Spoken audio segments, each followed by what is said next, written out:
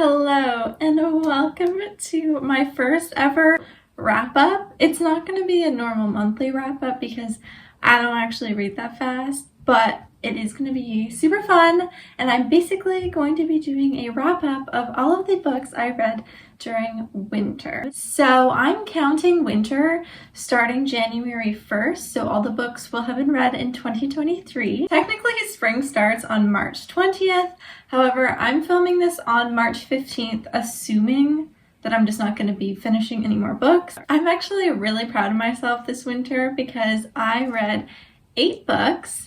And for me, that's pretty impressive, and honestly, most of them were extremely good, and for those that were not, I'm going to tell you why. And I feel very passionately about most of these books. Okay, so a quick note for this video. At the end of each book, I'm going to be giving my star rating, and I do half stars, so if that bothers you, I'm sorry, but I'm also not sorry. I'm going to be talking a little bit about what the book is. I will be kind of explaining the book a little bit. Everything is going to be completely spoiler-free. So without further ado, let's discuss these books. Okay, so starting off not strong. The first book that I read was From Blood and Ash. So this is by Jennifer L. Armentrout. This is a book about a chosen girl. She's referred to as the Maiden. Her name is Poppy. Poppy is forced to live a very controlled life. She can't talk to most people. Poppy can't leave the castle that she lives in either, and the people who she's allowed to talk to is so limited that they have to have someone's job being her friend. So her life is kind of miserable, but she's this super special girl. There are these creatures called Kraven. And basically what they are is they're people. Well, Kraven used to be people, but they were turned into Kraven. So they don't exist naturally. These are people that have been turned into Kraven. At the beginning of the book series, it's very unclear exactly what these creatures are, but basically the people don't like them. All right, the Kraven, they kill people, they eat people, I think. We don't like Kraven, and in the start of this book, we realize that the problem is that there have been a lot of Kraven attacks recently, and the Duke and Duchess basically are telling everyone that it's because the gods are angry with them, and so everyone's freaking out. But we know that the gods are currently sleeping. This book is a romance first, fantasy second, because she gets a new personal guard whose name is Hawk. And he kind of just comes into this town, and they've hired him because he actually didn't live there before, so they think that having Hawk is going to make it so he'll be able to point out kind of the cracks in their security and stuff like that. The first thing I'm going to say is that Poppy is one of the most annoying female main characters I've ever read. I understand that she's young, but she just screamed childish. It's not necessarily her fault. Other people treat her as children throughout the entire series. Well, I've only read the first 2 books, but especially in the first and second book, she's just treated like a child. Also, the side characters might as well not have existed at all because we didn't get any backstory, any understanding. They never got a personality. Sure, she engaged in dialogue with them, but considering the fact that she couldn't really speak to that many people, it was few and far between conversations. Well, the entire setting of this is in one building. Again, not her fault. She does have to stay in this area. She does leave occasionally, but it's very brief. Another note is that all the plot twists were extremely predictable, and I guessed all of them except there was a small one I didn't guess. After having read this book and the next book, I still have no idea what the Maiden is or why that title was given to her, what that means. I don't know, but apparently she's important. Still not sure. One thing I have a problem with, and this is not just Jennifer here. So there's these characters called vampires. They are vampires with a different name. They do the same things, they are the same thing, pretty much. I can't tell you one difference between the 2 that I can think of, but for some reason they're given special names. As well with the names of people, I can't even pronounce Poppy's full name. The names were a little fun. Yeah, there's also werewolves, but they're called Wolven. And I just don't understand the whole naming thing, but As I'm speaking, I feel like I should give it a lower rating than I did. I was craving fantasy and I got fantasy, but I was missing all the other elements in books that I love. And I'm going to conclude by giving this a 3.5 stars, which for me is not good. For some people that might be good, for me, trash. 3.5. So one thing you need to know about me is I was in a massive reading slump before the new year. So I was honestly rating books pretty high. And I think that's what happened with Anxious People, which is the next book that I read. And while I love this book so much, looking back on it now after having been a couple months since reading it, I probably would rate it lower. But I have very fond feelings and memories associated with this book. Anxious People is written by Fredrick Backman, and you are going to find this book in my shopping at a used bookstore vlog where I buy it, but I also read and review it in that same vlog. Basically, this book is about a bank robber who robs a bank, fails to rob a bank, I should say. And obviously, what do you do when you fail to rob a bank? Well, you run to the nearest apartment building and you hide in an apartment viewing. Yeah, pretty much. And then you turn it into a hostage situation. And that is what happens in this book. So that's actually half the book. The other half, we get the point of view of the two police officers who are working on this particular situation or this case. And these two officers are a father and son duo. And there's definitely a very unique relationship there. And I enjoyed so much reading about their family, how they ended up in the force, and what it's like working with a parent, especially in a field where there's a huge risk to your life every day. You also get to read the interviews they did with each of the viewers, and slowly you kind of figure things out. You put the whole story together, and it's not a book that's like super, ooh, plot twist, who did this, who's this, who... While there are some of those kind of aspects in the book, it's more so just about relationships and understanding each character. So if you're looking for some kind of thriller, this definitely isn't it. If you're looking for something wholesome, something pretty short, I would totally recommend this book. It's a relaxing read. It starts off quite slow, but by the time you get halfway, you have to read it in one sitting, or at least I did, and it was perfect. So on Goodreads, I rated this a 5-star, but thinking about it now, I'd probably give it a rating closer to 4. Okay, so the next book I don't have with me, but I read it on my Kobo. I read Below Zero by Hazelwood. And this book was super cute, super fun. It's a novella. I also read this book in my reading during reading break vlog. This is my second novella ever. So this book is actually part of the Steminist novellas that Hazelwood has. Okay, it's Love on the Brain, Under One Roof, and Below Zero. After reading Below Zero, I 100% want to read the other two because it was really awesome, and I love how all her main characters are science queens. I actually read The Love Hypothesis last year, and I thought it was pretty great. For some reason, the internet was raving about it, and then all of a sudden one day we decided that we were all hating this because it was cringe. And I still liked it, but sure. If you need to get out of a reading slump, I think I'm going to start recommending you read novellas, and I think this is a great option. And I feel like this isn't new news to people, but it definitely helped me get out of a reading slump, and I'm really grateful for that. And I would say after this book, I was fully back into reading, so that was good. Basically, the two characters, Hannah and Ian. Hannah is in grad school, and Ian is a pretty famous NASA employee working on some pretty cool projects that like Hannah really admires and looks up to.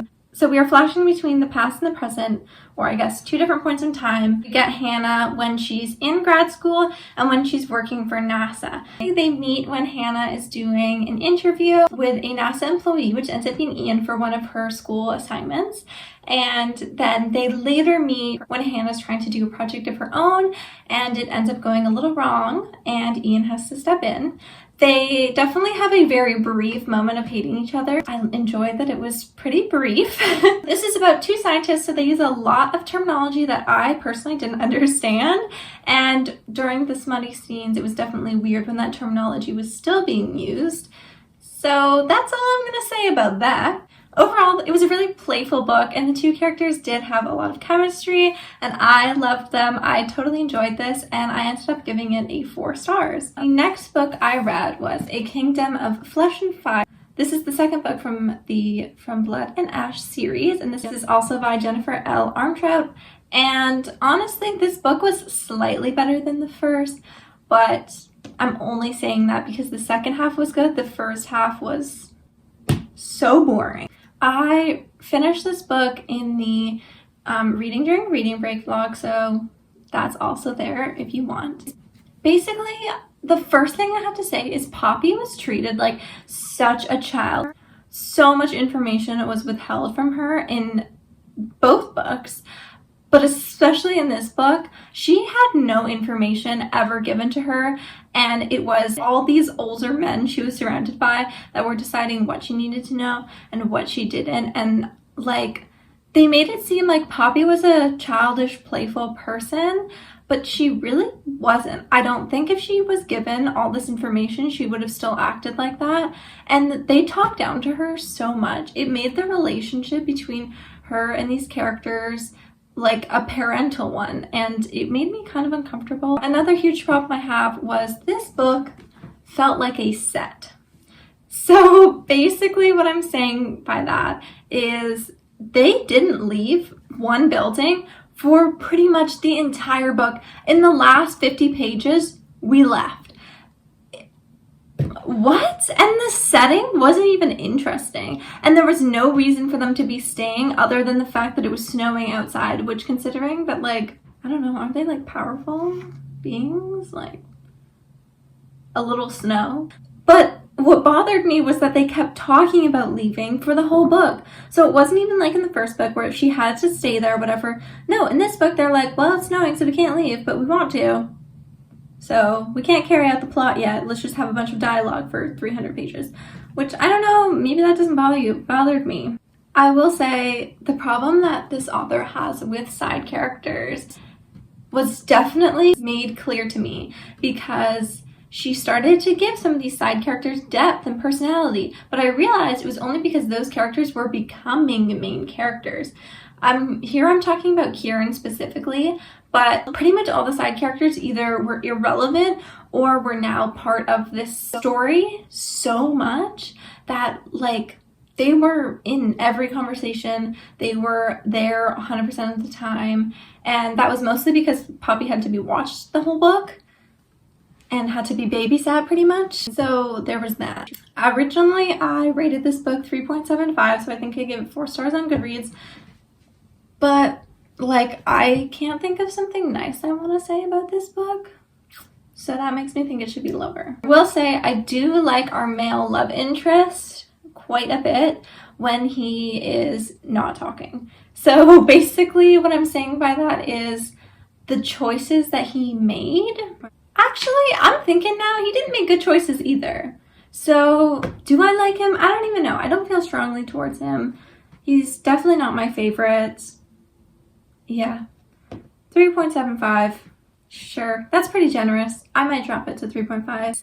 Alright, so I actually started trying listening to audiobooks for the first time in my life, and I talked about this. I feel like I talked about every book in a different vlog, but I actually listened to a book that I already owned because all the other books were on hold, and this was the only book that I could access right away. Basically, Ace of Spades, and okay, this book was written by Faridah Àbíké-Íyímídé, I think that's how you say it. Not 100% sure, I'm so sorry. I did try and look it up. I thought it was so entertaining. I blew through it in like 2 days, and it was like a 12-hour-ish long audiobook, but it was so entertaining. Also, you can't really see it on camera, but it has like the spade symbol, and it has these really cute end pages. And honestly, I think the cover is just really nice. I'm loving the audiobook format, especially when I'm going on transit and it's raining, so I don't really want to like open up a physical book and it get wet. What this book is about is basically the only 2 Black students in this private school are starting to all have their secrets revealed very slowly to the entire school by this anonymous person who goes by the name Aces. So if you don't like technology, like phones and stuff being like a really main point of the story, I wouldn't recommend this because it's all about that. I personally thought that it would bother me. It didn't bother me at all though. These 2 students, we get to see a lot of them separately, but eventually they come together to try and take Aces down or do something about it. In the process, we also learn a lot about the school that they have been attending for the past like 5 years. The first half and the second half of the book were 2 very different vibes. The first half of the book was like very YA school drama, and then the second half of the book was very serious, almost like a thriller, like very fast paced. And our 2 main characters were extremely different people, which made this all the more interesting to read because you could tell when you were reading a certain chapter who it was. You didn't even need to read whose point of view it was to understand who was actually telling their side of the story, because they were 2 very different characters who spoke very differently, had very different experiences, and were in very different environments despite being in the same school. So this book discusses racism and classism, especially in an academic setting, and it did a really good job of talking about this. I also really like the author's note at the end. I honestly picked this up thinking that it was going to be dark academia. I don't know where I got that information from, so I don't even know if that's out there. But it definitely didn't give me the dark academia vibes I thought it was going to be getting, but that was totally okay. And I gave this book a 4 stars. The only thing that didn't make it go above that was because the first half of the book was very, very YA. Like, it felt extremely young, and I didn't love that, but the second half was very entertaining. And also the ending, I still am not quite sure what was supposed to have happened or been insinuated after the last page, but I love where everyone ended up. So yeah, it was a good book. Alright, so the book that just swept TikTok away was Tomorrow and Tomorrow and Tomorrow. So this book is by Gabrielle Zevin.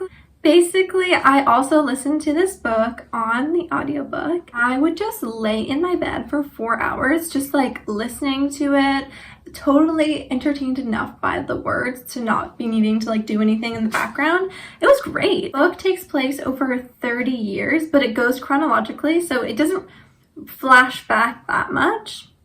These 2 characters, Sadie and Sam, are really into video games, and we get to see them go from meeting in the hospital to designing their first games together. They end up creating a company. We get to see the ups and downs of their relationship, which are very extreme. They're either loving each other or they're completely hating each other. Eventually, they bring this character named Marks, who is Sam's roommate. But Marks ends up being the producer. I almost refer to him as the tiebreaker because that's pretty much what his character was. They both are dealing with their own issues and grief at the same time throughout the story, and that's a common theme. All the characters were very dynamic and had unique and profound histories. As well, I also found Sadie's character a little bit annoying, mostly because of the choices that she was making. And I was kind of annoyed because there's this feminist issue that's brought up as what I thought was going to be a theme in the last quarter, I would say, of the book, where she's having issues with getting credit, especially for stuff that she is doing most of the work in. And it's brought up that it's probably because she's a woman, and in this tech or video game industry, it's really hard for her to have her voice be heard as much as it should. Especially considering that Sam and Sadie, I feel like we're supposed to be 50-50. You see that most of the decisions end up being Sam's final say, and it's really never fully addressed. It's brought up in an argument like once, but then it never gets resolved or anything. And I don't know if it's supposed to be like that because that's probably what it's like for women even today. I'm not sure. But I wish that as Sadie's best friend, Sam would have realized that Sadie was struggling with that and that this was an issue, which I thought was weird because Sam and Sadie were very progressive, and I would have thought that maybe Sam would have maybe done or said more or supported Sadie more. The ending I thought was a little unsatisfying because I couldn't picture anything the characters would have done further in their life past the last page. That was a little frustrating. I understand what the author was doing with the mirror ending, but I wish that we would have got a little bit more. Aside from my small critiques, I did rate this a 5 stars on Goodreads, and I thought it was great, and I would agree with that rating. Okay, so yesterday on transit, I actually finished 2 books. So I finished Cultish and I finished Gods and Monsters. So Cultish was an audiobook that I have been listening to. It's my first, I guess, non-fiction book, and I am a little harsh for that reason because I guess non-fiction just isn't my thing. So I might sound a little harsh. Cultish is by Amanda Montell. It goes over many different cases that are considered or could be considered cults. So Lululemon, Soul Cycle, Mary Kay, Jonestown, Heaven's Gate. These are all kind of case studies that she discusses, as well as there being an overall theme of language. This book I thought was going to be mostly talking about language and using case studies to support, but it felt more like these case studies were the main feature and language was just discussed in each of them. So it felt like the priority should have been flipped. I also thought that if you are a fan of cults, multi-level marketing, something like that, if that's something that interests you and you've probably watched all those good documentaries, you know, on Netflix or YouTube, and you know, maybe you've read these articles or other books similar, I don't think you will enjoy this book because it went pretty surface level onto each of these cases, and I don't think she added any more insider information or I guess any more analysis on this that you wouldn't find elsewhere. So if it's something that you're already consuming, I don't think you would like it. Me personally, I don't really consume it daily. I don't listen to any kinds of podcasts that discuss any of this or anything similar. So for me, it was really great because now I feel so informed. Everyone was always talking about Jonestown, drinking the Kool-Aid, and I was like, I don't know what you're talking about, but sure. And basically this book did really make me feel very informed about all of these things. Same with Mary Kay. I didn't know much about that. Same with like Tupperware. So it was good for me, and if you're similar to that, I'm sure you would really enjoy this book. Also, she does talk about why things people assume are cults actually aren't cults. She talks about the power naming something a cult or not a cult gives them. Yeah, I thought it was a great introduction into this whole world and I'm sure genre. I thought that it was good, but me personally, I don't think that this is the kind of book I'm going to be getting in the future. I'm definitely a fiction girly, so it just wasn't for me. So I'm gonna give it a 3 stars, but I did enjoy my time. I thought it was okay. I just won't be picking up anything similar in the future, and that's just a personal preference. Finally, I read Gods and Monsters. I finished this yesterday as well. This is by Shelby Mahurin, and I talk about this in a Gods and Monsters reading vlog in great depth. So this is from the Servant of trilogy, and basically I loved it. I gave it a 5 stars. I'm just going to tell you right now. And I personally thought that this was an amazing end to the book. The epilogue made me cry. I was so frustrated the whole time, but in a really good way. Like nothing was ever going right for the characters, and it really pushed the story forward, and it made their relationships become way more intense. And the side characters are basically, the side characters aren't main characters, but they still have so much to them, and she does an amazing job at writing them. We are constantly getting to explore the world further, and it was amazing. I just talked about this in depth yesterday, so I feel like I'm repeating myself, but overall, I would totally recommend the series as a whole. And I'm really happy I finally got around to finishing this book. I am super proud of myself for whipping out these 600 pages real fast. And yeah, that's pretty much it.